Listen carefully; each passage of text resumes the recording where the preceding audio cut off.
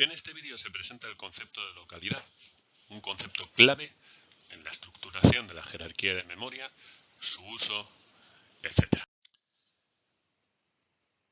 El concepto de localidad de lo que nos habla es de lo tremendamente secuenciales que somos los seres humanos cuando programamos, cuando pensamos y cuando realizamos un montón de acciones. De esa manera, si uno se fija en los programas que hace, cuando utiliza un dato, normalmente tiende a utilizar el dato que hay a continuación, datos que hay alrededor de ese anterior.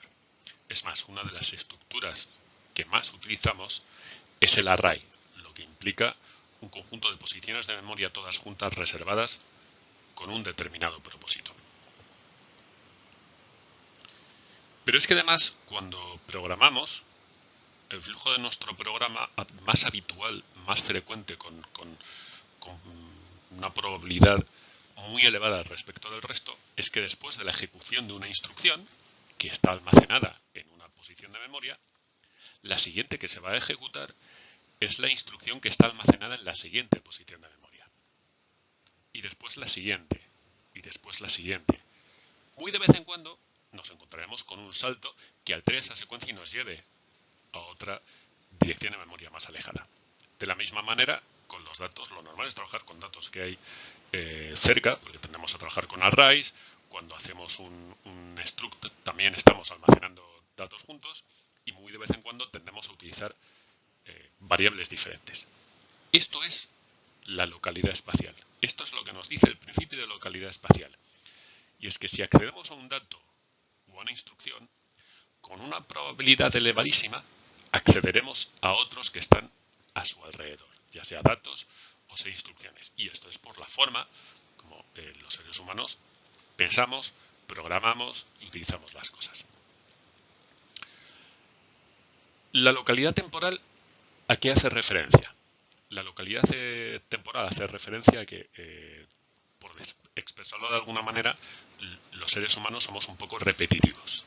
Entonces, cuando programamos, nos enseñan a utilizar bucles, con lo cual repetimos la misma sección de código con una cierta frecuencia, y a que si vamos a utilizar la misma instrucción o el mismo conjunto de instrucciones varias veces, los metamos en un subprograma, con lo cual no volvemos a programar esas instrucciones, sino que tendemos a ir a esa función o a ese subprograma repetidamente para ejecutar ese conjunto de instrucciones.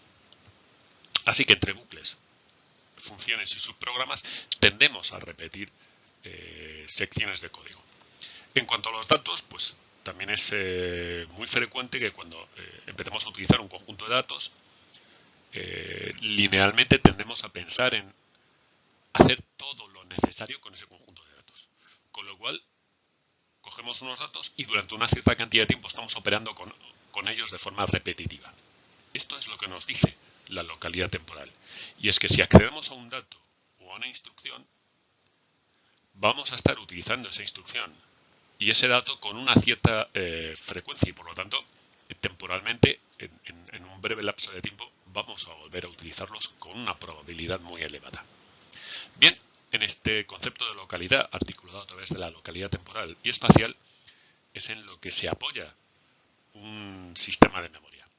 Ya se verá en otros vídeos cuando se explique la jerarquía de memoria, cuando se hable de memoria caché, cuando se hable del sistema de memoria virtual, que estos principios de localidad son los que se aprovechan para mover información de unas unidades funcionales a otras dentro de todo el sistema de memoria.